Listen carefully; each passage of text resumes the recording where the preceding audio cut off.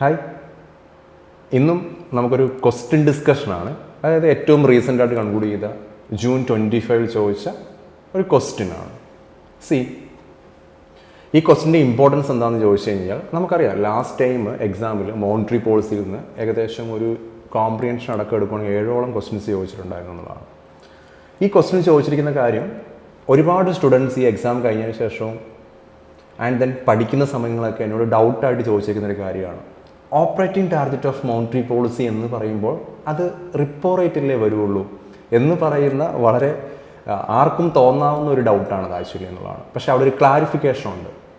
അപ്പോൾ നമുക്കത് ലാസ്റ്റ് എൻ്റെ ക്ലാസ്സിൽ ഞാൻ മോണിറ്ററി പോളിസി കമ്മിറ്റിയെക്കുറിച്ചൊരു വീഡിയോ യൂട്യൂബിൽ ഡിസ്കസ് ചെയ്തിട്ടുണ്ടായിരുന്നു. അപ്പോൾ അതിൻ്റെയൊക്കെ ഒരു കണ്ടിന്യൂറ്റി തന്നെയാണ് ഇവിടെ ഡിസ്കസ് ചെയ്യപ്പെടേണ്ടത് എന്നുള്ളതാണ്. ഈ ക്വസ്റ്റ്യൻ ഒന്ന് നോക്കിയാൽ എന്താണെന്നുള്ളത്, which one of the following is the operating target of monetary policy എന്നാണ് ചോദിച്ചിരിക്കുന്നത്. മോണിറ്ററി പോളിസിയുടെ ഓപ്പറേറ്റിംഗ് ടാർഗറ്റ് എന്താണ്? ഓബിയസ്ലി പെട്ടെന്ന് നമുക്കത് കേൾക്കുമ്പോഴേ റിപ്പോ ആണല്ലോ എന്ന് തോന്നാനുള്ള പോസിബിലിറ്റീസ് ഉണ്ട്. മജോറിറ്റി സ്റ്റുഡൻസ് എക്സാമിൽ റെസ്പോൺസ് ഷീറ്റൊക്കെ എടുത്ത് നോക്കി കഴിഞ്ഞാൽ മാർക്ക് ചെയ്തേക്കുന്നത് ആൻസറും റിപ്പോ റേറ്റ് തന്നെയാണ്. നമുക്ക് തന്നിരിക്കുന്ന ഓപ്ഷൻസിൽ റിവേഴ്സ് റിപ്പോ ഉണ്ട്, and then call money rate ഉണ്ട്, weighted average call money rate തന്നിട്ടുണ്ട്. പിന്നെ അതുപോലെ തന്നെ MSF മാർജിനൽ സ്റ്റാൻഡിംഗ് ഫെസിലിറ്റി നമുക്കത് തന്നിട്ടുണ്ട് എന്നുള്ളതാണ്. ഈ ക്വസ്റ്റ്യൻ കാണുമ്പോഴേ ഇതിൻ്റെ ഒരു കോൺസെപ്റ്റ് ക്ലാരിറ്റി നിങ്ങൾക്ക് ഉണ്ടായിരിക്കണം. ഇതെന്താ അല്ലെങ്കിൽ എവിടെ നിന്നാണ് ഈ ക്വസ്റ്റ്യൻ എന്ന് ചോദിച്ചേക്കുന്നത് അറിയാൻ ആർക്കെങ്കിലും? ഇത് LAF നിന്നാണ് ചോദിച്ചിരിക്കുന്നത്, liquidity adjustment facility. LAF corridor ആണ് ഈ ക്വസ്റ്റ്യൻ്റെ ബേസ് കോൺസെപ്റ്റ് എന്ന് പറഞ്ഞിരിക്കുന്നത്, അല്ലേ? ഈ LAF കൊറിഡോർ എന്ന് വെച്ചാൽ എന്താണ്? ഞാൻ നിങ്ങളോട് മോണിറ്ററി പോളിസിയൊക്കെ ആയിട്ട് ബന്ധപ്പെട്ട ക്ലാസ്സുകളിൽ പല പ്രാവശ്യങ്ങളും പറയുന്ന ഒരു പോയിന്റ് ഉണ്ട്. മോണിറ്ററി പോളിസിക്ക് 4 ഒബ്ജക്റ്റീവ്സ് ആണുള്ളത്. അതിൽ ഏറ്റവും പ്രധാനപ്പെട്ട ഒബ്ജക്റ്റീവാണ് പ്രൈസ് സ്റ്റെബിലിറ്റി എന്ന് പറഞ്ഞിരിക്കുന്നത്. എക്കോണമിയിൽ ഹ്യൂജ് ഇൻഫ്ലേഷൻ വരാൻ പാടില്ല, ഹ്യൂജ് ഡിഫ്ലേഷൻ വരാൻ പാടില്ല. സോ അതുകൊണ്ട് തന്നെ ഒരു ഓപ്റ്റിമൽ മണി സപ്ലൈ നമുക്ക് എന്ത് ചെയ്യാൻ സാധിക്കണം? എക്കോണമിയിൽ മെയിൻറ്റെയിൻ ചെയ്യാൻ സാധിക്കണം എന്നുള്ളതാണ്. അപ്പോൾ ഏറ്റവും പ്രധാനപ്പെട്ട RBIയുടെ ഒബ്ജക്റ്റീവാണ് ഈ പറഞ്ഞിരിക്കുന്നത് പ്രൈസ് സ്റ്റെബിലിറ്റി എന്ന് പറഞ്ഞിരിക്കുന്നത്. അപ്പോൾ പ്രൈസ് സ്റ്റെബിലിറ്റി വേണമെന്നുണ്ടെങ്കിൽ LAF കോറിഡോർ വളരെ സ്മൂത്ത് ആയിട്ട് നമുക്ക് എന്ത് ചെയ്യാൻ സാധിക്കണം? വർക്ക് ചെയ്യാൻ നമുക്ക് സാധിക്കുക എന്നുള്ളതാണ്. ഇത് ഈ ഒരു കോൺസെപ്റ്റ് ഞാൻ നിങ്ങൾക്ക് കഴിഞ്ഞ ക്ലാസ്സിൽ ഞാൻ നിങ്ങൾക്ക് പറഞ്ഞിരുന്നതാണ് മോണിറ്ററി പോളിസി കമ്മിറ്റിയുടെ കൂടെ തന്നെ. ഇതാണ് LAF കോറിഡോർ. LAF കോറിഡോറിൻ്റെ മിഡിലാണ് എന്ത് വരുന്നത്? ഷോർട്ട് ടൈം പോളിസി ഇൻഡിക്കേറ്റർ ആയിട്ടുള്ള മേജർ മോണിറ്ററി പോളിസി ഇൻസ്ട്രുമെൻ്റ് ആയിട്ടുള്ള റിപ്പോ റേറ്റിനെ പ്ലേസ് ചെയ്തിരിക്കുന്ന മിഡിലാണ്. ഇതിനേക്കാളും 25 ബേസിസ് പോയിന്റ്സ് കൂടുതലായിരിക്കും അഡീഷണൽ ബോറോവിംഗ് ഓപ്ഷൻ ആയിട്ടുള്ള MSF എന്ന് പറഞ്ഞിരിക്കുന്ന മാർജിനൽ സ്റ്റാൻഡിംഗ് ഫെസിലിറ്റി എന്ന് പറഞ്ഞിരിക്കുന്നത്. ഓക്കെ, ഇതിനേക്കാളും 25 ബേസിസ് പോയിന്റ്സ് കുറവായിരിക്കും ഏത്? സ്റ്റാൻഡിംഗ് ഡിപ്പോസിറ്റ് ഫെസിലിറ്റി എന്ന് പറഞ്ഞിരിക്കുന്ന നമ്മുടെ റിവേഴ്സ് റിപ്പോയ്ക്ക് പകരം വന്നിരിക്കുന്ന ഇപ്പോഴത്തെ ഫ്ലോർ റേറ്റ് എന്ന് പറഞ്ഞിരിക്കുന്നത്. അപ്പോൾ നമുക്ക് ലിക്വിഡിറ്റി അഡ്ജസ്റ്റ്മെന്റ് ഫെസിലിറ്റി നമുക്ക് അവിടെ എടുത്തു കഴിഞ്ഞ് കഴിഞ്ഞാൽ LAF കോറിഡോറിൽ അതിൻ്റെ വിഡ്ത്ത് ഭയങ്കര ഇമ്പോർട്ടൻ്റ് ആണ്. ഇപ്പോൾ ഞാൻ നിങ്ങളോട് പറഞ്ഞു, ഇപ്പോഴത്തെ വിഡ്ത്ത് 50 ബേസിസ് പോയിന്റ്സ് ആണ്. 0.5% മോണിറ്ററി പോളിസിയുടെ വിഡ്ത്ത് എന്ന് പറഞ്ഞിരിക്കുന്നത്. അപ്പോൾ അങ്ങനെ ഉണ്ടെന്നുണ്ടെങ്കിൽ റിപ്പോ റേറ്റിനേക്കാളും 0.25% കൂടുതലായിരിക്കും MSF, 0.25% കുറവാണ് SDF. ഇനി വേണമെന്നുണ്ടെങ്കിൽ നിങ്ങൾ RBIയുടെ വെബ്സൈറ്റിൽ പോയി നോക്കുക, എന്നിട്ട് അവിടുത്തെ റിപ്പോ റേറ്റ് എടുത്ത് നോക്കി 5.25 ആണ് നിങ്ങൾക്ക് അവിടെ റിപ്പോ റേറ്റ് കാണാൻ സാധിക്കുന്നതെന്നുണ്ടെങ്കിൽ അതിനേക്കാളും 25 ബേസിസ് പോയിന്റ്സ് കൂടുതലായിരിക്കും ഈ പറഞ്ഞിരിക്കുന്ന ഏത് MSF എന്ന് പറഞ്ഞിരിക്കുന്നത്. 25 ബേസിസ് പോയിന്റ്സ് കുറവായിരിക്കും അത് SDF എന്ന് പറഞ്ഞിരിക്കുന്നത്. അത് എത്രയാണെങ്കിലും അങ്ങനെയാണ്. ഇപ്പോൾ ഫോർ എക്സാമ്പിൾ ഹൈപ്പോത്തറ്റിക്കലി റിപ്പോ 5% ആണെങ്കിൽ 5.25 ആയിരിക്കും MSF, 4.75 ആയിരിക്കും അത് SDF എന്ന് പറഞ്ഞിരിക്കുന്നത്. ഇനിയാണ് നമ്മുടെ ഇന്നത്തെ ക്വസ്റ്റ്യനുമായിട്ട് ബന്ധപ്പെട്ട പോയിന്റ് നമ്മൾ ഡിസ്കസ് ചെയ്യാൻ പോകുന്നത്. അപ്പോൾ ഈ റിപ്പോ റേറ്റും MSFും SDFും ഇതൊക്കെയാണ് മേജർ പ്ലെയേഴ്സ് എന്ന് പറയുന്ന മണി സപ്ലൈ നിയന്ത്രിക്കുന്ന RBIയുടെ LAF കോറിഡോറിലെ. ഫൈൻ. ഇനി ഈ സെൻട്രലിൽ പോയിരിക്കുന്നത് ഈ ലൈൻ കണ്ടോ? ഇത് കണ്ടോ? Call money rate. ഇതാണ് നമ്മുടെ ക്വസ്റ്റ്യനിൽ ചോദിച്ചിരിക്കുന്ന ബേസിക് പോയിന്റ്. ക്വസ്റ്റ്യൻ ഒന്നുകൂടെ വായിച്ചു നോക്കി. Which one of the following is the operating target of monetary policy conducted by Reserve Bank of India? Repo rate. Major short time policy indicator ആണ് repo rate എന്ന് പറയുന്നത്. പക്ഷേ ഒരിക്കലും എന്തല്ല, ടാർഗറ്റ് അല്ല. എന്തുകൊണ്ട് നമുക്ക് ഡീറ്റെയിൽ ആയിട്ട് പഠിക്കേണ്ടതുണ്ട്. റിവേഴ്സ് റിപ്പോ പഴയ ഫ്ലോർ റേറ്റ് ആണ്, പക്ഷേ 2022 മുതൽ റിവേഴ്സ് റിപ്പോ ഇല്ല. പകരം എന്താണുള്ളത്? SDF ആണ് അവിടെ ഉള്ളത് എന്നുള്ളതാണ്. Weighted average call money rate. ഇതാണ് നമ്മുടെ ക്വസ്റ്റിൻ്റെ ആൻസർ. മോണിറ്ററി പോളിസിയുടെ ടാർഗറ്റ് ആയിട്ട് വരുന്നത് operating target of monetary policy എന്ന് പറയുന്ന weighted average of call money rate ആണ്. ഡീറ്റെയിൽ ആയിട്ട് നമുക്ക് പഠിക്കേണ്ടതുണ്ട് എന്താണെന്നുള്ളത്. അതാണ് നമ്മുടെ ഇന്നത്തെ ടോപ്പിക്കും. Okay, the weighted average call money rate അതെങ്ങനെയാണ് മോണിറ്ററി പോളിസിയുടെ ഓപ്പറേറ്റിംഗ് ടാർഗറ്റ് ആകുന്നത്. ആൻഡ് ദെൻ 4ാമത്തെ ഓപ്ഷൻ അവിടെ കൊടുത്തിരിക്കുന്നു, മാർജിനൽ സ്റ്റാൻഡിംഗ് ഫെസിലിറ്റി. ഇപ്പോൾ നിങ്ങൾ എടുത്ത് നോക്കി, ഈ ക്വസ്റ്റിനിൽ വന്നിരിക്കുന്ന options SDF standing deposit facility ആണ്. ഓക്കെ, ഇതുണ്ടോ? സ്റ്റാൻഡേർഡ് ഡിപ്പോസിറ്റ് ഫെസിലിറ്റി ഇപ്പോൾ അതിന് പകരം ഇവിടെ കൊടുത്തിരിക്കുന്നത് റിവേഴ്സ് റിപ്പോ ആണ്. ഇത് റീസെൻ്റ് ആയിട്ടുള്ള എമർജൻസ് ആണ്. പണ്ട് റിവേഴ്സ് റിപ്പോ ആയിരുന്നു ഇവിടെ SDF-ന് പകരമായിട്ട് വരേണ്ടത്. പക്ഷേ ക്വസ്റ്റ്യൻ തന്നിരിക്കുന്ന റിവേഴ്സ് റിപ്പോ ആണ്. ഇപ്പോൾ നമുക്ക് അവിടെ ഉള്ളത് SDF ആണെന്ന കാര്യം മനസ്സിലാക്കാം. റിപ്പോ റേറ്റ് മിഡിൽ വരേണ്ട ഷോർട്ട് ടൈം പോളിസി ഇൻഡിക്കേറ്റർ ആണ് റിപ്പോ റേറ്റ് എന്ന് പറഞ്ഞിരിക്കുന്നത്. ഇത് കണ്ടോ, weighted average call money rate റിപ്പോയോട് ഏകദേശം ക്ലോസ് ആയിരിക്കണം. റിപ്പോയെ ചുറ്റിപ്പറ്റി തന്നെ വരണം ഈ പറഞ്ഞിരിക്കുന്ന ഏത് കോൾ മണി റേറ്റ് എന്ന് വെച്ചാൽ റിപ്പോ റേറ്റിനോട് വളരെ സിമിലർ ആയിട്ടുള്ള വളരെ ക്ലോസ് ആയിട്ടുള്ള റേറ്റ് ഓഫ് ഇൻട്രസ്റ്റ് ആയിരിക്കണം ഏത് കോൾ മണി റേറ്റും. അതുകൊണ്ടാണ് ഇത് ഓപ്പറേഷണൽ ടാർഗറ്റ് ആയിട്ട് മാറുന്നത്. ഓപ്പറേറ്റിംഗ് ടാർഗറ്റ് അതാണ്, operating target of monetary policy ആയിട്ട് കോൾ മണി റേറ്റ് മാറുന്നതിൻ്റെ റീസണും അതാണെന്നാണ്. പിന്നെ എടുത്ത് നോക്കി MSF എന്ന് പറയുന്ന മാർജിനൽ സ്റ്റാൻഡിംഗ് ഫെസിലിറ്റി. അപ്പോൾ ഇത് ഈ LAF കോറിഡോറുള്ള കാര്യങ്ങൾ അവിടെ ഓപ്ഷനായിട്ട് വന്നിരിക്കുന്നത്. SDF അവിടെ തന്നിട്ടില്ല, പകരം പഴയ ഉണ്ടായിരുന്ന റിവേഴ്സ് റിപ്പോ തന്നിരിക്കുന്നത്. റിവേഴ്സ് റിപ്പോ റേറ്റ് അവിടെ തന്നിട്ടുണ്ട്. And then call money rate ആണ് ബേസിക്കലി തന്നിരിക്കുന്നത്. ഏതാണ് ഇത്? ഈ പറഞ്ഞിരിക്കുന്ന weighted average call money rate. പിന്നെ MSF നമുക്കിവിടെ തന്നിട്ടുണ്ട്. ഇനി നമുക്ക് ഡീറ്റെയിൽ ആയിട്ട് നമുക്ക് നോക്കാം. പ്രൈസ് സ്റ്റെബിലിറ്റി എന്ന് പറഞ്ഞിരിക്കുന്ന RBIയുടെ ഏറ്റവും പ്രധാനപ്പെട്ട ഒബ്ജക്റ്റീവിലേക്ക് നമ്മൾ വന്നു കഴിയുമ്പോഴത്തേക്കും LAF ഇന്ത്യയിൽ ഇൻട്രൊഡ്യൂസ് ചെയ്തത് 2000-ലാണ്. നമുക്കറിയാം NEPക്ക് ശേഷം 1990s ഇന്ത്യൻ എക്കോണമിയിലേക്ക് എത്തുന്ന മണി സപ്ലൈ എന്ന് പറയുന്നത് ഡ്രാസ്റ്റിക്കലി ഇൻക്രീസ് ചെയ്തു.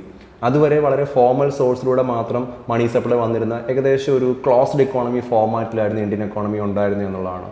ഡെവലപ്മെൻറ്റ് ഫിനാൻഷ്യൽ ഇൻസ്റ്റിറ്റ്യൂഷൻസും ഫോർമൽ ബാങ്ക്സുകളൊക്കെ മാത്രമാണ് ഇന്ത്യയിലേക്ക് മണി സപ്ലൈയുടെ സോഴ്സ് ആയിട്ട് ഉണ്ടായിരുന്നത് എന്നുള്ളതാണ്. പക്ഷേ NEPക്ക് ശേഷം ഇന്ത്യൻ എക്കോണമി ഓപ്പൺ അപ്പ് ചെയ്തു. അപ്പോൾ അതുകൊണ്ട് തന്നെ എക്കോണമിയിലേക്ക് വരുന്ന പണത്തിൻ്റെ തോത് എന്ന് പറഞ്ഞിരിക്കുന്ന ഈ ലിബറലൈസേഷനും ഗ്ലോബലൈസേഷനും പ്രൈവറ്റൈസേഷനും ഒക്കെ വന്നു കഴിഞ്ഞതിന് ശേഷം ആൻഡ് then അതുപോലെ തന്നെ മണി മാർക്കറ്റിലുണ്ടായ ഡ്രാസ്റ്റിക് ചേഞ്ചസും എല്ലാം ഒരു സിസ്റ്റമാറ്റിക് വിൻഡോ ഓപ്പൺ ചെയ്യേണ്ടത് ഇന്നോവേറ്റബിൾ ആയിട്ട് മാറ്റി നമ്മളെ സംബന്ധിച്ച് ഈ പറയുന്ന LAFൻ്റെ ഇൻട്രൊഡക്ഷൻ അതുവഴിയാണ് വരുന്നത് എന്നുള്ളതാണ്. നരസിംഹം കമ്മിറ്റിയാണ് ഈ പറഞ്ഞ രീതിയിലേക്ക് LAF എന്ത് ചെയ്യുന്നത്, സജസ്റ്റ് ചെയ്യുന്നത്, റെക്കമെൻഡ് ചെയ്യുന്നത്. ആൻഡ് ദെൻ 2000 ഓൺവേർഡ്സ് നമ്മളത് ഫുൾ ഫ്ലെഡ്ജ്ഡ് ആയിട്ട് LAF ഇന്ത്യൻ എക്കോണമിയിൽ മണി സപ്ലൈ നിയന്ത്രിക്കുന്നതിന് വേണ്ടി RBI മേജർ കോറിഡോറായിട്ട് യൂസ് ചെയ്യുന്നുണ്ടെന്നുള്ള കാര്യം കറക്റ്റായിട്ട് അവിടെ നിന്ന് മനസ്സിലാക്കി നോക്കാം. അത് 90s to 2000 വരെയുള്ള സ്റ്റോറിയാണ്. പക്ഷേ നമുക്കറിയാം 2000-ന് ശേഷം ഇന്ത്യൻ എക്കോണമിയിൽ ഒരുപാട് മാറ്റങ്ങൾ വന്നു. അപ്പം അതിനോട് അഡാപ്റ്റ് ചെയ്യാൻ വേണ്ടി 2013 ഊർജിത് പട്ടേൽ കമ്മിറ്റി എന്ത് ചെയ്തിട്ടുണ്ട്, ഈ പറയുന്ന LAF കോറിഡോറിനെ വീണ്ടും ഫൈൻ ട്യൂൺ ചെയ്തു. അപ്പോൾ റിഫൈൻഡ് മോണിറ്ററി പോളിസി കോറിഡോർ എടുത്തു കഴിയുമ്പോഴത്തേക്കും അവിടെയാണ് ഈ പറയുന്ന ഓപ്പറേറ്റിംഗ് ടാർഗറ്റായിട്ട് weighted average call money rate വന്നിരിക്കുന്ന ആ ഒരു പോയിന്റിൻ്റെ ഇമ്പോർട്ടൻസ് അവിടെയാണെന്നുള്ളതാണ് ആക്ച്വലി. ഓക്കെ, സോ അപ്പോൾ ഇത് കുറച്ച് ബേസ് പോയിന്റ്സ് ആണ് exam point of view. LAF ആദ്യമായിട്ട് ഇന്ത്യയിൽ ഇൻട്രൊഡ്യൂസ് ചെയ്ത് 2000-ലാണ്. റെക്കമെൻഡ് ചെയ്തിരിക്കുന്നത് നരസിംഹം കമ്മിറ്റിയാണ്. അത് കഴിഞ്ഞ ശേഷം 2013 ഇതിനെ ഫൈൻ ട്യൂൺ ചെയ്യുന്നുണ്ട് ഊർജിത് പട്ടേൽ കമ്മിറ്റി.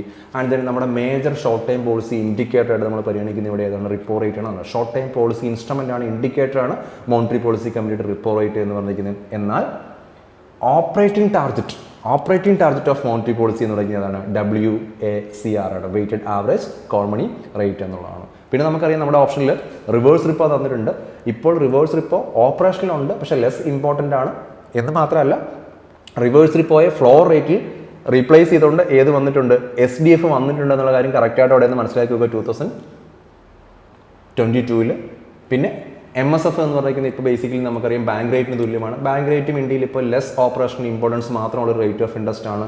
പഴയ ഡിസ്കൗണ്ടിങ് റീഡിസ്കൗണ്ടിങ് ഒക്കെ ഉണ്ടായിരുന്ന സമയത്താണ് ബാങ്ക് റേറ്റിന് വലിയ ഇമ്പോർട്ടൻസ് ഉണ്ടായിരുന്നത്. പോസ്റ്റ് 2012 പീരീഡ് നമ്മൾ എടുക്കുകയാണെന്നുണ്ടെങ്കിൽ MSFന് തുല്യമായിട്ടാണ് നമ്മൾ എന്ത് ചെയ്യുന്നത്, ബാങ്ക് റേറ്റ് കീപ്പ് ചെയ്യുന്നത്. എക്സാമിനെ ക്വസ്റ്റ്യൻ ചോദിക്കുമ്പോൾ എന്താണോ MSFന് തുല്യമായിരിക്കും ബാങ്ക് റേറ്റ് എന്ന് വെച്ചാൽ റിപ്പോ റേറ്റിനേക്കാളും 4% കൂടുതലായിരിക്കും എപ്പോൾ ഏത് MSF എന്നുള്ളതാണ്. ഓക്കെ, ഇനി നമുക്ക് നമ്മുടെ പോയിന്റിലേക്ക് വരാം. ഈ പറഞ്ഞിരിക്കുന്ന ആ ഇമേജ് നിങ്ങൾ കണ്ടില്ലേ, ഇത് ഇവിടെ എടുത്തു നോക്കുക. കോൾ മണി റേറ്റിനെ ഈ LAF കോറിഡോറിൽ ഞാൻ പ്രസൻറ്റ് ചെയ്തിരിക്കുന്ന എടുത്ത് നോക്കി. എങ്ങനെയാണ്, this is close to repo rate ആണ്. ഇത് MSFന് മുകളിലേക്ക് പോരുന്നില്ല, SDFന് താഴേക്കും വരുന്നില്ല. ഏകദേശം റിപ്പോ റേറ്റിനോട് സിമിലർ ആയിട്ടായിരിക്കും എന്ത് വരാൻ പോകുന്നത്, കോൾ മണി റേറ്റ് വരാൻ പോകുന്നത്. അപ്പോൾ എന്തുകൊണ്ടാണ്, why does the Reserve Bank of India want the interbank call money rate stay close to the repo rate? That's a major question you have to consider here. എന്തുകൊണ്ടാണ് RBI call money rate repo റേറ്റിനോട് ഏകദേശം similar ആയിട്ട് അല്ലെങ്കിൽ close ആയിട്ട് keep ചെയ്യുന്നത് എന്നുള്ളതാണ്. ഇവിടെയാണ് നമ്മുടെ മേജർ പോയിന്റ് എന്ന് പറഞ്ഞിരിക്കുന്നത്. Major short time policy indicator എന്താണ്, റിപ്പോ റേറ്റ് ആണ്. ഇപ്പോൾ ഫോർ എക്സാമ്പിൾ ഇക്കോണമിയിൽ ഇൻഫ്ലേഷൻ പ്രശ്നം ഉണ്ടെന്നുണ്ടെങ്കിൽ നമ്മളതിനെ ഓഫ്സെറ്റ് ചെയ്യാനായിട്ട് എന്ത് ചെയ്യും, റിപ്പോ റേറ്റ് കൂട്ടി മണി സപ്ലൈ കുറയ്ക്കുന്ന ഒരു പോളിസിയാണ് നമ്മളവിടെ ഫോളോ ചെയ്യുന്നത്. നേരെ തിരിച്ച് എക്കോണമിയിൽ ഗ്രോത്ത് ഒക്കെ കുറച്ച് വേണം എന്നൊരു സിറ്റുവേഷൻ ആണെന്നുണ്ടെങ്കിൽ നമ്മൾ എന്ത് ചെയ്യും? ഈസിങ് ആണ് സിറ്റുവേഷൻസ് എന്ന് പറഞ്ഞിരിക്കുന്നത്. മോണിറ്ററി പോളിസി സ്റ്റാൻസ് എന്ന് പറയുന്നത് ഉറപ്പായിട്ടും അവിടെ എന്തായിരിക്കും? എക്സ്പാൻഷൻ ആയിരിക്കും. റേറ്റ് ഓഫ് ഇൻട്രസ്റ്റ് കുറച്ച് മണി സപ്ലൈ കൂട്ടി ഇൻവെസ്റ്റ്മെൻറ്റ് കൂട്ടുന്ന പോളിസി ആയിരിക്കും RBI അവിടെ ഫോളോ ചെയ്യുന്നതാണ്. അപ്പം മോണിറ്ററി പോളിസിയുടെ major short time policy indicator അല്ലെങ്കിൽ ഇൻസ്ട്രുമെന്റ് എന്ന് പറയുന്നത് ആക്ച്വലി ഏതാണ്? റിപ്പോ റേറ്റ് ആണ്. ഇനിയാണ് ഇവിടുത്തെ മേജർ പോയിന്റ് എന്ന് പറയുന്നത്. എന്താണ് call money rate? Call money rate എന്ന് പറയുന്നത് inter bank rate of interest ആണ്. അതായത് കൊമേഴ്ഷ്യൽ ബാങ്കുകൾ റിപ്പോ റേറ്റ് ഉപയോഗിച്ച് RBI എടുത്തും ബോറോ ചെയ്യാറുണ്ട്. ഓക്കെ, അവർക്കൊരു ഡെഫിസിറ്റ് വന്നു കഴിഞ്ഞാൽ അവർ ഫോളോ ചെയ്യുന്ന അങ്ങനെയാണ്. ഗവൺമെന്റ് സെക്യൂരിറ്റീസ് പ്രൊഡ്യൂസ് ചെയ്യണം ആൻഡ് ദെൻ റിപ്പോ റേറ്റിൽ അവർക്ക് കൊമേഴ്ഷ്യൽ ബാങ്കുകൾക്ക് എല്ലാ RBIയിൽ നിന്ന് എന്ത് ചെയ്യാൻ സാധിക്കും? ബോറോ ചെയ്യാൻ സാധിക്കും. അതുപോലെ തന്നെ കൊമേഴ്ഷ്യൽ ബാങ്കുകൾക്കിടയിൽ ഒരു ലോൺ ഗിവ് ആൻഡ് ടേക്ക് ഉണ്ട് അവിടെ. എന്ന് വെച്ച് കഴിഞ്ഞാൽ ചില commercial bank day to day എടുത്തു കഴിയുമ്പോഴത്തേനും സർപ്ലസ് ഫണ്ട് കാണും, ചില ആൾക്കാർക്ക് ഡെഫിസിറ്റ് ഫണ്ട് ആയിരിക്കും. അപ്പോൾ എന്ത് ചെയ്യുന്നത് വെച്ച് കഴിഞ്ഞാൽ സർപ്ലസ് ആയിട്ട് ഫണ്ട് ഒരു ദിവസമുള്ള ആൾക്കാർ ഡെഫിസിറ്റിലെ ആൾക്കാർക്ക് ലോൺ ആയിട്ട് കൊടുക്കും, ലെൻഡ് ചെയ്യും. ഡെഫിസിറ്റിലെ ആൾക്കാർ സർപ്ലസിലുള്ള എന്ത് ചെയ്യും? ബോറോ ചെയ്യും. ഇങ്ങനെ ലെൻഡ് ചെയ്യുന്ന കൊമേഴ്ഷ്യൽ ബാങ്ക് ബോറോ ചെയ്യുന്ന കൊമേഴ്ഷ്യൽ ബാങ്കിനോട് എന്ത് ചെയ്യുന്നത്? ഇമ്പോസ് ചെയ്യുന്ന റേറ്റ് ഓഫ് ഇൻട്രസ്റ്റ് ആണ് ബേസിക്കലി ഏത്? കോൾ മണി റേറ്റ് എന്ന് പറഞ്ഞിരിക്കുന്നത്. അതായത് കൊമേഴ്ഷ്യൽ ബാങ്കുകൾ RBIയുടെ അടുത്ത് പോയിട്ട് ബോറോ ചെയ്യുന്നതിനേക്കാളും ഉപരിയായിട്ട് ഇവർ തമ്മിലൊരു ഗിവ് ആൻഡ് ടേക്ക് വളരെയധികം കൂടുതലാണ് ഡേ ടു ഡേ മാർക്കറ്റിൽ. That's it. ഇത് ഓവർനൈറ്റ് ലോൺ ആണ്. എന്താണ്? ഓവർനൈറ്റ് ലോൺ ആണ്. അപ്പോൾ ഡെഫിസിറ്റ് ഉള്ള ബാങ്കുകൾ എപ്പോഴും സർപ്ലസ് ഉള്ള ബാങ്കുകളിൽ നിന്ന് അതാത് ദിവസങ്ങൾ പോയിട്ട് എന്ത് ചെയ്യും? ലോൺ എടുക്കാനുള്ള പോസിബിലിറ്റീസ് ഉണ്ട്. അതിന് കൊടുക്കുന്ന റേറ്റ് ഓഫ് ഇൻട്രസ്റ്റ് ആണ് ബേസിക്കലി ഏത്? കോൾ മണി റേറ്റ് എന്ന് പറയുന്നത്. ഇനിയാണ് നമ്മുടെ പോയിന്റ്. എപ്പോഴും കോൾ മണി റേറ്റ് എന്ന് പറയുന്നത് RBIയുടെ പോയിന്റ് ഓഫ് വ്യൂ അത് റിപ്പോ റേറ്റിനോട് ക്ലോസ് ആയിരിക്കണം, അതിനോട് ഏകദേശം സിമിലർ ആയിരിക്കണം. റിപ്പോ റേറ്റ് 5 ആണെങ്കിൽ ഏകദേശം 5 തന്നെ ആയിരിക്കണം ഈ പറഞ്ഞിരിക്കുന്ന ഏതാണ്? ഇന്റർ ബാങ്ക് കോൾ മണി റേറ്റും. എന്തുകൊണ്ട്? അങ്ങനെ ഇല്ല എന്നുണ്ടെങ്കിൽ ഷോർട്ട് ടൈം പോളിസി ഇൻഡിക്കേറ്റർ ആയിട്ടുള്ള റിപ്പോ റേറ്റ് ഉപയോഗിച്ച് RBI എന്താണോ മോണിറ്ററി പോളിസി സ്റ്റാൻസിൽ എടുക്കുന്നത് അത് റോങ് ആയുള്ള പോസിബിലിറ്റി ഇല്ലേ? കഴിഞ്ഞ ദിവസം ക്ലാസ്സിൽ ഞാൻ നിങ്ങളോട് പറഞ്ഞാണ് മോണിറ്ററി പോളിസി കമ്മിറ്റിയിൽ 3 സ്റ്റാൻസ് ആണ് മോണിറ്ററി പോളിസിക്ക് ഉള്ളത്. അക്കോമഡേറ്റീവ്, എക്സ്പാൻഷണറി മോണിറ്ററി പോളിസി, അല്ലെങ്കിൽ ഒരു കോൺട്രാക്ഷണറി മോണിറ്ററി പോളിസി ടൈറ്റനിങ്, അതല്ലെങ്കിൽ ന്യൂട്രൽ മോണിറ്ററി പോളിസി വരാം. ഫോർ എക്സാമ്പിൾ RBI ഒരു എക്സ്പാൻഷണറി മോണിറ്ററി പോളിസിയാണ് ഇന്റന്റ് ചെയ്യുന്നത്. മണി സപ്ലൈ കൂട്ടി റേറ്റ് ഓഫ് ഇൻട്രസ്റ്റ് റിപ്പോ കുറയ്ക്കുന്നു. അപ്പോൾ റിപ്പോ കുറയ്ക്കുന്ന ഒരു റേറ്റിൽ കോൾ മണി റേറ്റ് കൂടിയിരുന്നു കഴിഞ്ഞാലോ MSPനോട് സിമിലർ ആയിട്ട് RBIയുടെ സ്റ്റാൻസ് തന്നെ ബ്രേക്ക് ചെയ്യപ്പെടില്ലേ? അപ്പോൾ എപ്പോഴും RBIയുടെ സ്റ്റാൻസ് എന്താണ്? അത് മോണിറ്ററി പോളിസിയിൽ എക്സ്പാൻഷണറി ആണോ, കോൺട്രാക്ഷൻ ആണോ, അത് ന്യൂട്രൽ ആണോ എന്ന് തീരുമാനിക്കപ്പെടുന്നത് റിപ്പോ കൂട്ടിയോ കുറച്ചോ എന്നുള്ളതാണ്. അപ്പോൾ റിപ്പോ കൂടിയിരിക്കുമ്പോൾ അതിനോട് സിമിലർ ആയിട്ട് കൂടിയ റേറ്റ് ആയിരിക്കണം call money rate.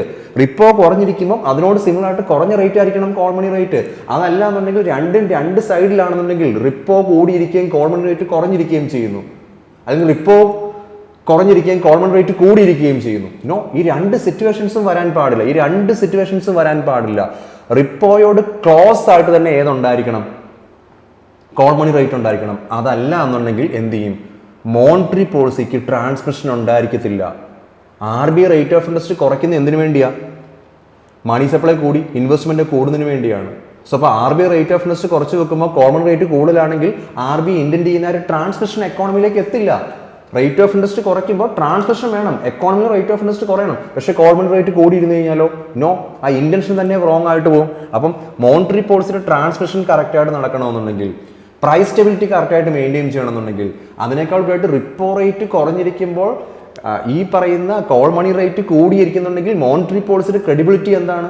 Monetary policy stance ഒന്ന് കോൾ മണി റേറ്റിൽ ബാങ്കുകൾ അങ്ങോട്ടും ഇങ്ങോട്ടും വേറെ റേറ്റിൽ എൻഡ് ചെയ്യുന്നു. അപ്പോൾ ട്രാൻസ്മിഷൻ വളരെ വീക്ക് ആയിരിക്കും, ക്രെഡിബിലിറ്റി വളരെ മോശമായിരിക്കും മോണിറ്ററി പോളിസിയുടെ.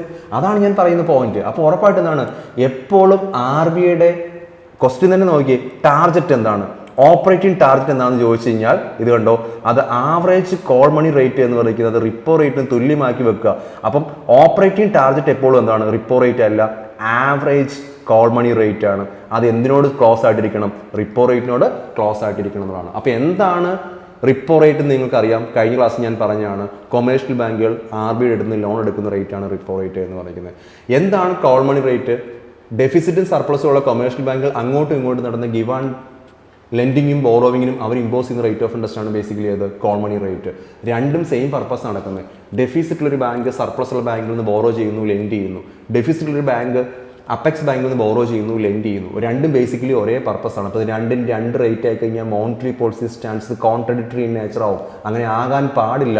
അതുകൊണ്ട് ഡേ ടു ഡേ ഇൻ്റർവെൻഷൻ എന്ന് പറയുന്ന RBI സംബന്ധിച്ച് എന്താണ് വളരെ ഇമ്പോർട്ടൻ്റ് ആണെന്നാണ്. അപ്പോൾ എന്തുകൊണ്ടാണ് RBIയുടെ ഒരു ഓപ്പറേറ്റിംഗ് ടാർഗറ്റായിട്ട് കോൾ മണി റേറ്റിനെ റിപ്പോയ്ക്ക് തുല്യമാക്കി വെക്കുക എന്നൊരു പോയിന്റിലേക്ക് എത്തുന്നതെന്ന് ചോദിച്ചു കഴിഞ്ഞാൽ എന്താണ്?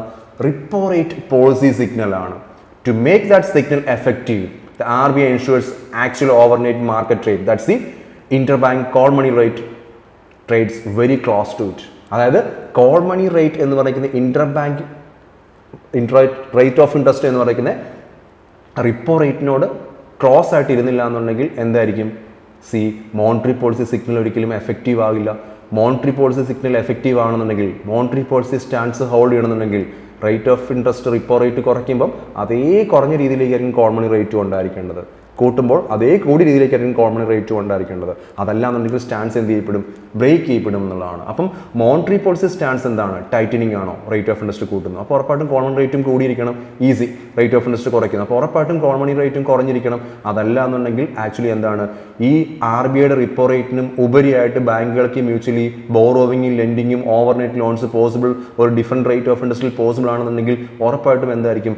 RBIയുടെ പോളിസി സിഗ്നലിൻ്റെ എല്ലാ മീനിങ്ങും നഷ്ടപ്പെടും. അതുകൊണ്ട് തന്നെ RBI എപ്പോഴും ഇൻറ്റൻറ്റ് ചെയ്യുന്നതാണ്, they want to keep call money rate equal to repo rate. That's exactly make sure what the credibility of monetary policy എന്നുള്ളതാണ്. അപ്പം മോണിറ്ററി പോളിസിക്ക് ക്രെഡിബിലിറ്റി വേണമെന്നുണ്ടെങ്കിൽ ഉറപ്പായിട്ടും റിപ്പോ റേറ്റിനോട് ഏകദേശം സിമിലർ ആയിരിക്കണം, ക്ലോസ് ആയിരിക്കണം. ഏത്? ദ കോൾ മണി റേറ്റ് എന്നുള്ളതാണ്. Okay, weighted average call money rate എന്നുള്ളതാണ്. ഓക്കെ, സോ അതാണ് നമ്മുടെ ഒന്നാമത്തെ പോയിന്റ് എന്ന് പറയുന്നത്. റിപ്പോ റേറ്റ് ആണ് monetary policy signal. Repo rate ആയ മോണിറ്ററി പോളിസി സിഗ്നൽ എഫക്റ്റീവ് ആണെന്നുണ്ടെങ്കിൽ, ഈ പറയുന്ന മോണിറ്ററി പോളിസി ക്രെഡിബിൾ ആണെന്നുണ്ടെങ്കിൽ റിപ്പോ റേറ്റ് എപ്പോഴും ഏതിനോട് ക്ലോസ് ആയിരിക്കണം? ഈ പറയുന്ന കോൾ മണി റേറ്റിനോട് എന്തായിരിക്കണം? ക്ലോസ് ആയിരിക്കണം എന്നുള്ളതാണ്. എഫക്റ്റീവ് ട്രാൻസ്മിഷൻ വേണമെന്നുണ്ടെങ്കിലും ക്ലോസ് ആയിരിക്കണം. അതായത് മോണിറ്ററി പോളിസി സ്റ്റാൻസ് ഒരു ഈസിങ് മോണിറ്ററി പോളിസിയാണ്. എക്സ്പാൻഷൻ ആണെന്നുണ്ടെങ്കിൽ RBI മണി സപ്ലൈ കൂട്ടുന്നു, റേറ്റ് ഓഫ് ഇൻട്രസ്റ്റ് കുറയ്ക്കുന്നു, ഇൻവെസ്റ്റ്മെൻറ്റ് കൂട്ടാൻ വേണ്ടി, ഗ്രോത്ത് പ്രൊമോട്ട് ചെയ്യാൻ വേണ്ടി. ആ സമയത്ത് ബാങ്കുകൾ തമ്മിലുള്ള ലെൻഡിങ് റേറ്റ് എടുക്കുകയാണെങ്കിൽ അത് വളരെ ഹൈ ആണെങ്കിലോ ഉറപ്പായിട്ടും മോണിറ്ററി പോളിസി സ്റ്റാൻസിനെ അത് എന്ത് ചെയ്യും? ബ്രേക്ക് ചെയ്യും. RBI എന്താണോ ഇൻറ്റൻറ്റ് ചെയ്യുന്നത് മണി സപ്ലൈ എക്കോണമി കൂടുക എന്നുള്ളതാണ്. അത് പോസിബിൾ ആയിരിക്കില്ല. കാരണം ബാങ്കുകൾ അങ്ങോട്ടും ഇങ്ങോട്ടും ഗിവ് ആൻഡ് ടേക്ക് ചെയ്യുന്നതിന് ബോറോയിങ് ഭയങ്കര കോസ്റ്റ്ലിയാണ്. കോൾ മണി റേറ്റ് വളരെ കൂടിയിരുന്നു കഴിഞ്ഞാൽ അപ്പോൾ ഉറപ്പായിട്ടും ഈ പറയുന്ന WSER ഡീവിയേറ്റ് ചെയ്ത് കഴിഞ്ഞാൽ റിപ്പോ റേറ്റിൽ നിന്ന് അത് ഉറപ്പായിട്ടും ട്രാൻസ്മിഷൻ എന്ത് ചെയ്യും? ബ്രേക്ക് ചെയ്യും.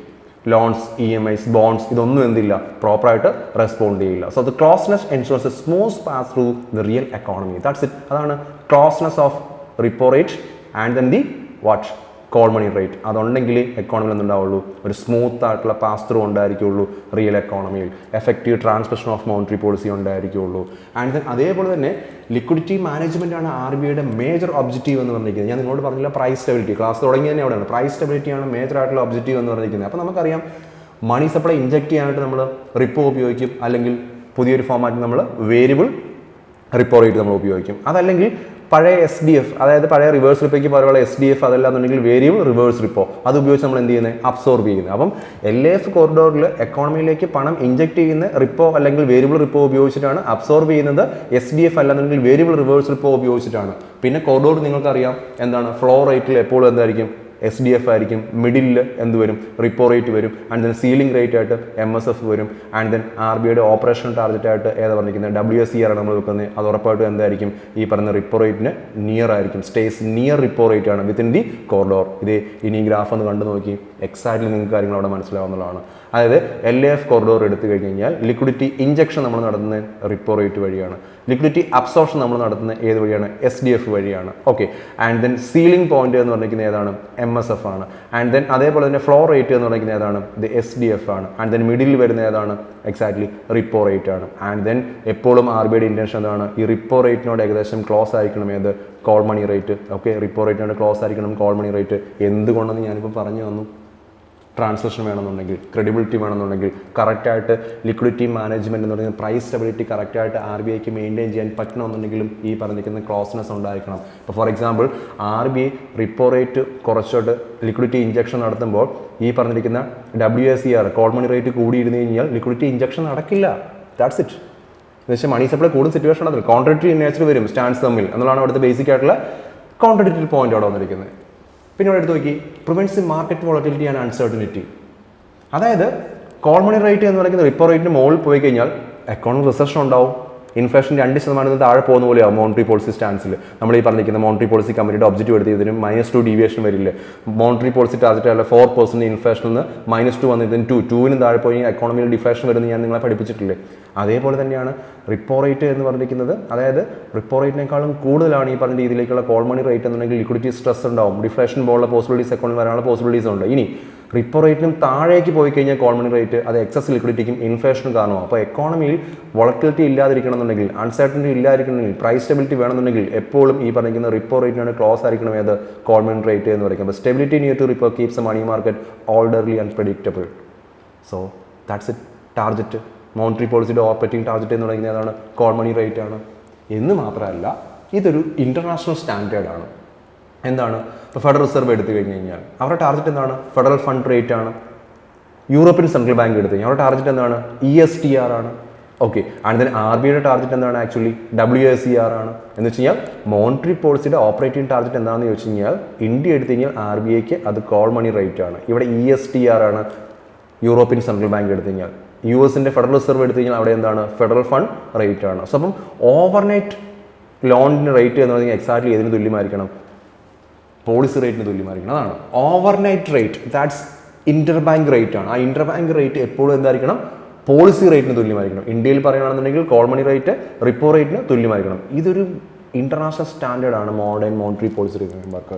അതുകൊണ്ട് RBIയുടെ മോണിറ്ററി പോളിസി ഓപ്പറേറ്റിംഗ് ടാർഗറ്റ് എപ്പോഴും എന്താണ്?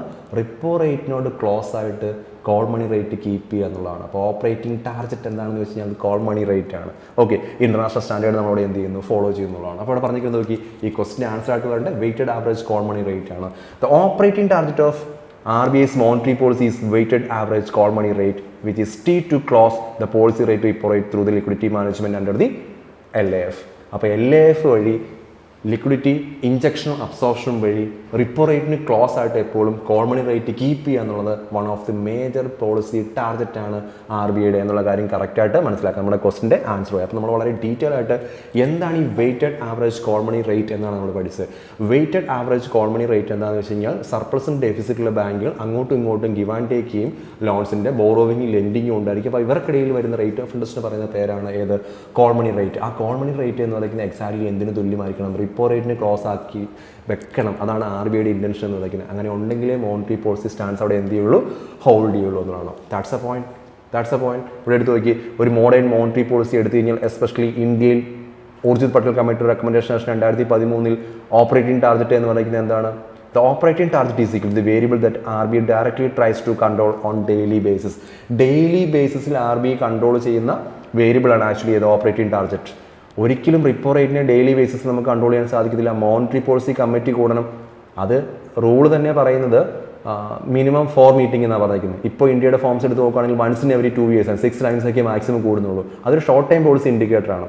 എന്നും റിപ്പോ റേറ്റ് മാറ്റാറില്ല. പക്ഷേ മാർക്കറ്റിലെ ടാർഗറ്റ് എന്ന് പറയുന്നത് എന്നും ഇൻ്റർഫിയർ ചെയ്യേണ്ട ഐറ്റമാണ്. അത് ആക്ച്വലി ഏതാണ്?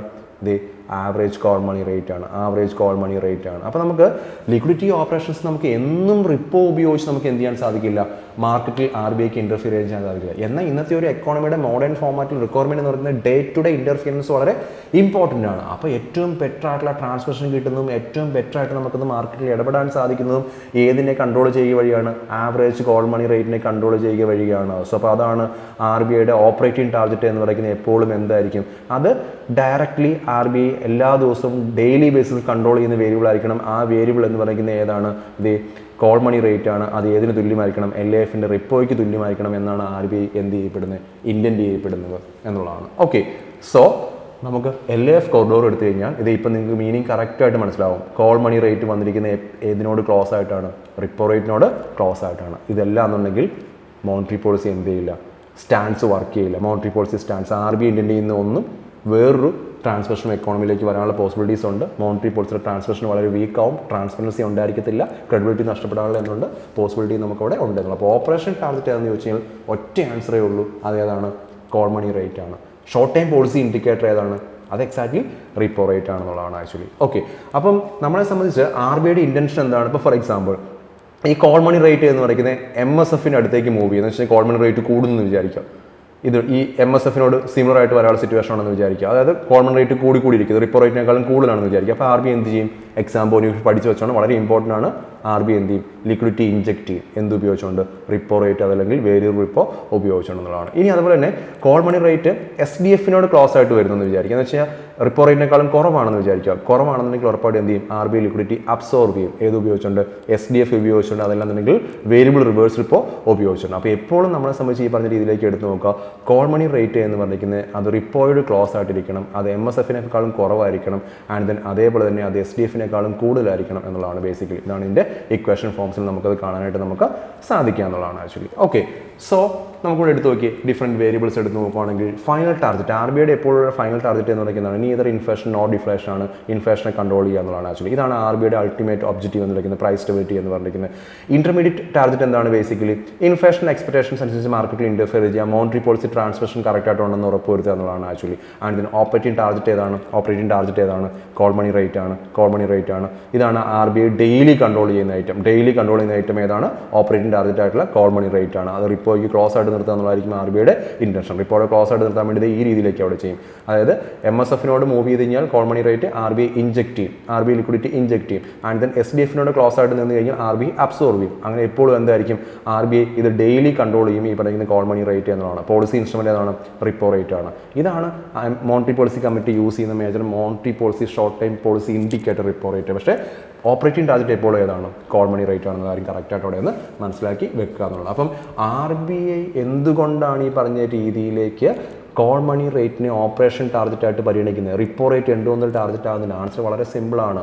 കുറച്ചുകൂടെ മാർക്കറ്റ് ഡിറ്റർമൈൻ ചെയ്യുന്ന റേറ്റ് ഓഫ് ഇൻട്രസ്റ്റ് ആണ് കോൾ മണി റേറ്റ്. അപ്പോൾ അത് ഡെയിലി കൺട്രോൾ ചെയ്യേണ്ടത് വളരെ ഇമ്പോർട്ടൻ്റ് ആണ്. ആൻഡ് ദെൻ ഇതാണ് ആക്ച്വൽ ലിക്വിഡിറ്റി കണ്ടീഷനെ റെപ്ലിക്കേറ്റ് ചെയ്യുന്നത് കുറച്ചുകൂടെ. എന്ന് മാത്രമല്ല ലിക്വിഡിറ്റി ഓപ്പറേഷൻസ് വളരെ ക്വിക്കായിട്ട് റെസ്പോണ്ട് ചെയ്യുന്ന റിപ്പോയേക്കാളും ഉപരിയായിട്ട് ഏതാണ്? ഈ പറഞ്ഞിരിക്കുന്ന WCR ആണ്. അത് വളരെ ഇമ്പോർട്ടൻറ്റ് പോയിന്റാണ്. റിപ്പോ കൂട്ടുന്നതിനേക്കാളും കുറയ്ക്കുന്നതിനേക്കാളും ഇമ്പാക്റ്റ് കിട്ടും നമ്മൾ വർക്ക് കഴിഞ്ഞാൽ ഈ പറഞ്ഞ കോൾ മണി റേറ്റിൽ വർക്ക് ചെയ്യുന്ന ക്വിക്ക് റെസ്പോൺസ് ഉണ്ടായിരിക്കും. റെസ്പോൺസിൻ്റെ കാര്യത്തിൽ പറയുന്നത് ക്വിക്ക് റെസ്പോൺസ് കുറച്ചുകൂടെ ഡയറക്റ്റ് ആയിരിക്കും. റിപ്പോയുടെ ട്രാൻസ്മിഷൻ ഇൻഡയറക്റ്റ് ആണ്. ബാങ്ക് റേറ്റ് ഓഫ് ഇൻട്രസ്റ്റ്, അതായത് RBI റേറ്റ് ഓഫ് ഇൻട്രസ്റ്റ് കൂട്ടി കഴിയുമ്പോൾ റേറ്റ് ഓഫ് ഇൻട്രസ്റ്റിന് കൊമേഴ്ഷ്യൽ ബാങ്ക്സ് റെസ്പോണ്ട് ചെയ്യണം. അപ്പോൾ അത് ഇൻഡയറക്റ്റ് ആണ്. പക്ഷേ കുറച്ചുകൂടെ ക്വിക്കാണ് ബേസിക്കലി അത് ഈ പറഞ്ഞ കോൾ മണി മാർക്കറ്റ് റേറ്റുകൾ വന്നു കഴിഞ്ഞാൽ. എന്ന് മാത്രമല്ല എഫക്റ്റീവ് ട്രാൻസ്മിഷൻ അവിടെ ഉണ്ടായിരിക്കുകയും ചെയ്യുന്നതാണ്. അപ്പോൾ വളരെ ഡീറ്റെയിൽ ആയിട്ട് ഞാൻ നിങ്ങൾക്ക് ഈ ക്വസ്റ്റ്യനും അതിൻ്റെ കോൺസെപ്റ്റും പറഞ്ഞിട്ടുണ്ട്. അപ്പോൾ നമ്മളെ സംബന്ധിച്ച് മോണിറ്ററി പോളിസിയുടെ എന്താണ് ഈ പറയുന്ന ഓപ്പറേറ്റിംഗ് ടാർഗറ്റ്, അതേതാണ് weighted average call money rate ആണ്, എന്താണ് short time policy indicator repo rate ആണ്. അപ്പോൾ റിപ്പോ റേറ്റിനോട് ക്ലോസ് ആയിരിക്കണം എപ്പോഴും ആവറേജ് കോൾ മണി റേറ്റ്. അതിനുവേണ്ടി എപ്പോഴും ഡെയിലി ബേസിൽ ഓപ്പറേറ്റിംഗ് ടാർഗറ്റായിട്ട് RBI ഏത് കീപ്പ് ചെയ്യും? ഇതേ കോൾ മണി റേറ്റ് കീപ്പ് ചെയ്യും. അതിന് വളരെ ഡീറ്റെയിൽ ആയിട്ട് ഞാൻ നിങ്ങൾക്ക് LF കോഡോറും പഠിപ്പിച്ചിട്ടുണ്ട്. അപ്പോൾ നിങ്ങൾക്ക് വളരെ വ്യക്തമായിട്ട് രണ്ട് കാര്യങ്ങളാണ് പറഞ്ഞു തന്നെ. എന്താണ് weighted average call money rate, ഇത് എന്തുകൊണ്ടാണ് RBIയുടെ ഓപ്പറേറ്റിംഗ് ടാർഗറ്റായിട്ട് പരിഗണിക്കുന്നത്? Okay, monetary policy stance hold ചെയ്യണമെന്നുണ്ടെങ്കിൽ RBI റേറ്റ് ഓഫ് ഇൻട്രസ്റ്റ് കുറയ്ക്കുമ്പോൾ കോൾ മണി റേറ്റും കുറഞ്ഞു തന്നെ ഇരിക്കണം. RBI റേറ്റ് ഓഫ് ഇൻട്രസ്റ്റ് കൂട്ടുമ്പോൾ കോൾ മണി റേറ്റും കൂടി തന്നെ ഇരിക്കണം. ഇതില്ലാന്നുണ്ടെങ്കിൽ മോണിറ്ററി പോളിസി സ്റ്റാൻഡ് ബ്രേക്ക് ചെയ്യപ്പെടും. മോണിറ്ററി പോളിസി സ്റ്റാൻസ് കറക്റ്റായിട്ട് ട്രാൻസ്മിഷൻ വേണമെന്നുണ്ടെങ്കിൽ എക്സാക്ട്ലി അതെന്തായിരിക്കണം? റിപ്പോ റേറ്റിനോട് സിമിലർ ആയിരിക്കണം കോൾ മണി റേറ്റ് എന്നുള്ളതാണ്. അതുകൊണ്ടാണ് നമ്മളെ സംബന്ധിച്ച് എന്ത് പറയാൻ സാധിക്കുന്നത്? ഓപ്പറേറ്റിംഗ് ടാർഗറ്റ് എന്ന് പറയുന്നത് അതാണ്, WACR ആണ്. Major short time policy indicator ഏതാണ്? അത് റിപ്പോ റേറ്റ് ആണ്. കറക്റ്റായിട്ട് പഠിച്ചു വെച്ചോളാം കേട്ടോ. അപ്പം ഈ തരത്തിൽപ്പെട്ട ക്വസ്റ്റ്യൻസ് ഒക്കെ നമുക്ക് ചുമ്മാ നിങ്ങൾ എന്തെങ്കിലുമൊക്കെ വായിച്ച് മനസ്സിലാക്കിയിട്ട് പോവുക അല്ല വേണ്ടത്. ഇതൊന്നും ബുക്സ് വായിച്ചാലും കിട്ടുന്ന കാര്യങ്ങളല്ല, പൂർണ്ണമായിട്ടും കറണ്ട് അഫയേഴ്സ് ആണ്. അപ്പോൾ കറക്റ്റായിട്ട് അത് പറഞ്ഞ് മനസ്സിലാക്കാത്ത അറിയാൻ പറ്റുന്ന ആൾക്കാർ എടുത്തുതന്നെ നിങ്ങളത് കറക്റ്റായിട്ട് പഠിക്കുക. റോങ് ആയിട്ടുള്ള കോൺസെപ്റ്റ് ക്ലാരിറ്റി ഇല്ലാതിരിക്കുക. ഈ എക്സാം കഴിഞ്ഞപ്പോൾ ഒരുപാട് പേര് എന്നോട് വിളിച്ച് ചോദിച്ചൊരു ക്വസ്റ്റ്യൻ, ഇതിൻ്റെ ആൻസർ പറയേണ്ടത് റിപ്പോ റേറ്റ് അല്ലേ എന്നുള്ളത് ആക്ച്വലി കേട്ടോ. റിപ്പോ റേറ്റ് അല്ല ആൻസർ പറയേണ്ടത്. Repo rate short time policy indicator ആണ്. ടാർഗറ്റ് എന്താണ്? കോൾ മണി റേറ്റ് ആണ്. ഇങ്ങനെ ഒതൻറ്റിക് ആയിട്ട് തന്നെ നിങ്ങൾ എക്സാമിൽ പഠിച്ചിട്ട് പ്രിപ്പയർ ചെയ്തിട്ട് പോകുക എന്നുള്ളതാണ്. ഓക്കെ, അപ്പം ബൈ ബൈ.